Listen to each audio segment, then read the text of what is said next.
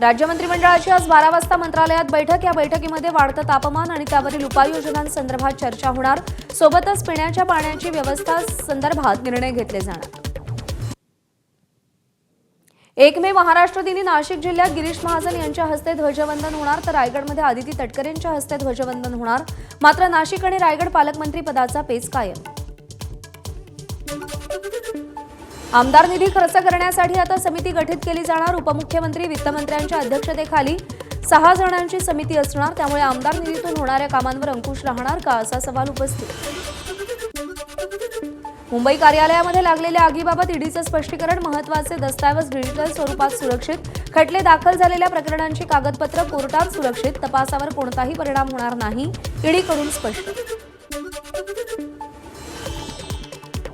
मुंबईतील ईडी कार्यालयाला आग लावली की लागली, जितेंद्र आव्हाडांकडून संशय व्यक्त। 70,000 कोटीच्या घोटाळ्याची ईडी कार्यालयातली फाईलही जळली असेल, आव्हाडांची सत्ताधाऱ्यांवर टीका। सध्या जन्मभूमी चेंबरच्या इमारतीमध्ये ईडीचं काम सुरू राहणार, तर राज्य सरकारने ईडीच्या कार्यालयासाठी बीकेसीमध्ये जागा दिली आहे। त्यामुळे लवकरच ईडीचं कार्यालय बीकेसीत शिफ्ट होणार अशी माहिती। नारायण राणे हे भाजपसोबत एकनिष्ठ नाहीत, त्यामुळे त्यांना आपल्याबद्दल बोलण्याचा कोणताही अधिकार नाही। सामंत शिंदे भेटीच्या आरोपांवर वैभव नाईकांचं प्रत्युत्तर। सत्तेसाठी निलेश राणेंना शिवसेनेत पाठवल्याचीही टीका। गुहागर मतदारसंघात शिवरायांचा पुतळा उभारण्यासाठी अजित पवारांकडे पत्राद्वारे मागणी केली। मात्र अजित पवार सवतीचा मतदारसंघ असल्यासारखं वागले, भास्कर जाधव यांची टीका। विदर्भातील धान खरेदी व्यवस्थापनासंदर्भात उपमुख्यमंत्री अजित पवारांच्या अध्यक्षतेखाली बैठक। आदिवासी शेतकऱ्यांना टीडीसीसह व्यापाऱ्यांना धान विक्रीचे दोन्ही पर्याय खुले करून द्या, अजित पवारांचे निर्देश। अजित पवारांसोबतच्या बैठकीत पुणे जिल्हा पर्यटन विकास आराखड्याचं सादरीकरण। ऐतिहासिक गड किल्ले, प्राचीन मंदिरं, निसर्गरम्य घाट परिसरांच्या विकासाचा आराखड्यात समावेश। 5 वर्षात पर्यटक संख्या 1 कोटींवर तर 50,000 रोजगार निर्मितीचे ध्येय। पुणेकरांची वाहतूक कोंडीतून सुटका करण्याला प्राधान्य द्या। पुणे रिंग रोडसह मेट्रो, उड्डाणपूल, रिंग रोड तसंच सुरू असणाऱ्या सर्व पायाभूत सुविधांच्या कामांचा वेग वाढवा, उपमुख्यमंत्री अजित पवारांचे प्रशासकीय अधिकाऱ्यांना निर्देश। 1 मे महाराष्ट्र दिनी राष्ट्रवादी शरद पवार पक्ष महाराष्ट्रातील माजी मुख्यमंत्र्यांचा सत्कार करणार। पक्षाकडून माजी मुख्यमंत्री शरद पवार आणि उद्धव ठाकरे यांचा त्यांच्या निवासस्थानी जाऊन सन्मान केला जाईल, सूत्रांची माहिती। राष्ट्रपती भवनामध्ये राष्ट्रपती द्रौपदी मुर्मूंच्या हस्ते पद्म पुरस्कारांचं वितरण। 7 पद्मविभूषण, 10 पद्मभूषण आणि 57 व्यक्तींना पद्मश्री पुरस्कारानं सन्मान। सामाजिक क्षेत्रातील योगदानासाठी चैत्राम पवार यांना, उद्योग आणि व्यापार क्षेत्रातील कामगिरीसाठी अरुंधती भट्टाचार्य यांना, तर साहित्य क्षेत्रात मारुती चितमपल्ली यांना पद्म पुरस्कारानं सन्मान। क्रिकेटपटू रविचंद्रन अश्विन, कला क्षेत्रात शेखर कपूर यांचा पद्म पुरस्कारानं सन्मान, तर पंकज उदास यांना मरणोत्तर पद्म पुरस्कार, त्यांच्या पत्नीनं पुरस्कार स्वीकारला। नाशिकच्या सिटी सेंटर मॉलमध्ये छगन भुजबळांनी फुले चित्रपट पाहिला। यावेळी महात्मा फुले जयंती उत्सव समितीच्या वतीनं भुजबळांचा फुले पगडी देऊन सन्मान। मुंबईमध्ये ठाकरेंच्या शिवसेनेला आणखी एक धक्का। मुंबईचे माजी महापौर दत्ता दळवी कार्यकर्त्यांसह शिंदेंच्या शिवसेनेत दाखल। आर्थिक तोटा झाकण्यासाठी बेस्टच्या तिकीट दरवाढीचा निर्णय। युवक काँग्रेसचे मुंबई अध्यक्ष अमोल मातेले यांची टीका। एसटी महामंडळाची आर्थिक स्थिती समजून घेण्यासाठी तसंच भविष्यातील नियोजन करता यावं, यासाठी एसटी महामंडळाची आर्थिक श्वेतपत्रिका काढा, परिवहन मंत्री प्रताप सरनाईक यांचे निर्देश।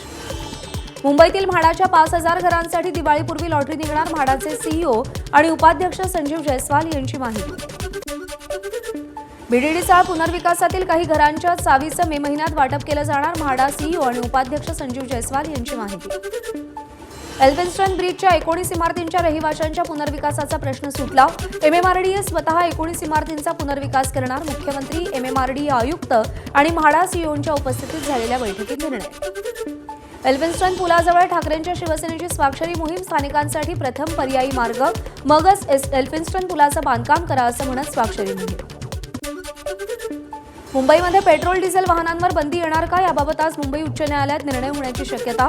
पेट्रोल डिझेल बंदीमुळे अर्थव्यवस्थेवर गंभीर परिणाम होणार। वांद्रेतील सावरकर सागरी सेतूला अतिरिक्त जोडरस्ता होणार, मुख्यमंत्री फडणवीसांची घोषणा।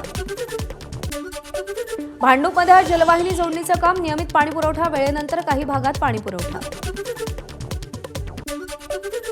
माळशेज घाटात काचेचा स्कायवॉक बांधण्यासंदर्भात अजित पवारांच्या उपस्थितीत बैठक. सार्वजनिक आणि खासगी अशा भागीदारी तत्वावर स्कायवॉक उभारण्यासाठी एका महिन्याभरात एकत्रित प्रस्ताव सादर करा, उपमुख्यमंत्री अजित पवारांचे निर्देश. मालवणच्या राजकोट किल्ल्यावरील शिवरायांच्या पुतळ्याचं काम पूर्ण. 83 फूट उंच असलेला हा पूर्णाकृती पुतळ्याची विहंगम ड्रोन दृश्य.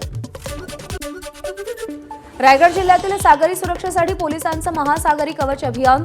चेकपोस्टवरती संशयित व्यक्ती आणि वाहनांची पोलिसांकडून कसून चौकशी. परळी तहसीलदार कार्यालयाकडे कुणबी प्रमाणपत्र, 30 पेक्षा जास्त प्रस्ताव रखडल्याची माहिती. लातूरच्या उदगीर तालुक्यातील नागलगाव भागामध्ये भीमतांडा आणि टिकाराम तांडामध्ये दगडफेक. नवरा बायकोचं भांडण पोलीस ठाण्यापर्यंत का नेलं असं म्हणत दोन्ही गटाकडून तुफान दगडफेक. नाशिकमध्ये डोक्यात दगड घालून एका अल्पवयीन मुलाची हत्या. कामटवाडे परिसरातील घटना. 2 गटातील वादातून चौघांनी अल्पवयीन मुलाची हत्या केल्याची माहिती, गुन्हा दाखल. रायगडच्या श्रीवर्धन समुद्र किनाऱ्यावरती अज्ञात व्यक्तीचा मृतदेह आढळला. मृत व्यक्ती 55 ते 60 वयोगटातील असल्याची पोलिसांची माहिती. मुंबई नाशिक महामार्गावरील कसारा ब्रिजच्या कामासाठी बालमजुरांचा वापर. सिगल कंपनीच्या मॅनेजर आणि मॅनेजमेंटवरती बालमजूर कायद्याअंतर्गत कसारा पोलीस ठाण्यात गुन्हा दाखल.